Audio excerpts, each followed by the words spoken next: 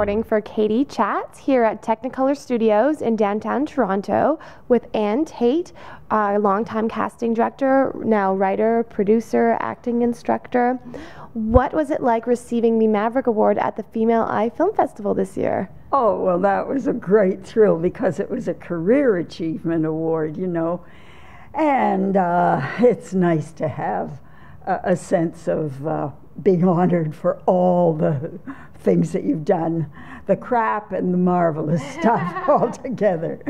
It was a great thing because it's like a family of women directors, really, in that festival, and women who have contributed in other ways. And because I've recently produced this massive, epic co-production with China, it's nice to have that seen in the context of my long career as a casting director. What was it like working with Peter O'Toole on one of his final projects, or his final project on Iron Road? Well, one of them. He has a couple of others that are in post right now. But Iron Road was shot in China, his part. And for him it was a return, you know, after 20 years he played in The Last Emperor, a slightly similar role. We had worked together here in Toronto when I was the casting director for 2 stage shows that he did with his old mentor from his early days in acting school, actually. And it was done for the Mirvish organization here at the Royal Alex. And I cast these 2 stage shows. And he was here in Toronto, not well. He'd had an awful illness in Mexico. So I drove him around in a little Volkswagen Beetle. And you know how tall he is, and so skinny. I guess he's 6'4", so his knees were practically up to his chin in this little Volkswagen.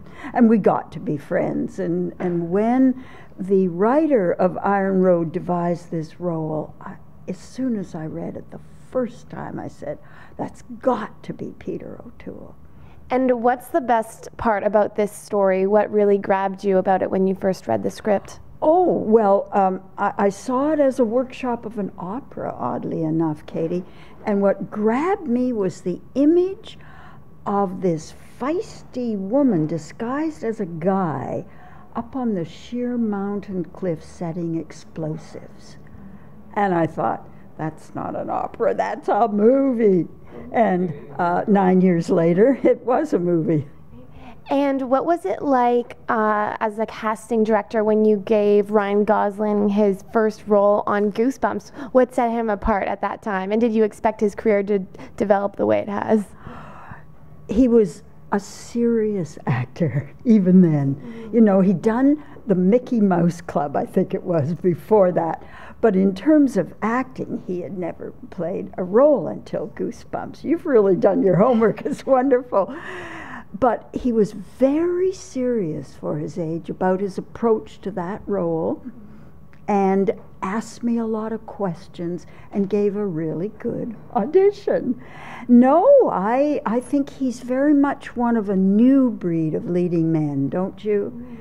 He's a little different than a decade ago and has such a range. I mean, I saw him in that film with George Clooney. What's that called? The Ides of March, actually. I hope people understand what the quote from Shakespeare. He's marvelous in that film because it's not really a sympathetic role, but he makes you feel with him, doesn't he? Mm-hmm, absolutely. And have you had any challenges being a woman in filmmaking, or have you found that that's played to your advantage? What's that been like? As a casting director, no. I think the casting director seems to be woman's work, sort of matching people up. You're a bit of a, well, you are a matchmaker, really, and serving someone else's vision. As a producer, yes, you have to prove that you should be taken seriously and you really do understand money and legal issues. And that's something that a lot of women now do. but there is, you have to prove yourself, yes. What advice would you give to an aspiring female filmmaker? Well, as I said, depends really whether you want to be a director or a producer. If you want to be a producer, you really do need to learn about financing. And if I'd had more time, I would have gone to the Canadian Film Centre, but I had to do this major co-production with China quickly. And I had to learn a lot just by the seat of my pants. And where can we find out more information on the Iron Road, and where can we see it screened? We can see it screened again on CBC on Saturday, September 1, Saturday at 9 p.m., September 1, as part of the best Canadian features of the last few years. And the Facebook page, Iron Road the Movie, is just full of hundreds of photographs. What was it like to win a Gemini Award for Iron Road? It was frankly thrilling. I bounded up onto that stage. Now, the Gemini Award was for Sun Lee as Best Actress. We had 4 nominations, and we're very proud of that in other categories. But this is a picture of Sun Lee winning that award in Rome. I don't have a picture of her winning it here because she was in China, in Beijing, and I accepted it for her, so I was thrilled by that. And is there a good place to find out more information on you online as well? Oh, sure. There's, I have a Facebook page that I've just recently set up with a lot of pictures. And I'm going to put this picture of our lead, Sun Lee, receiving her award in Rome from the Italian critics on that.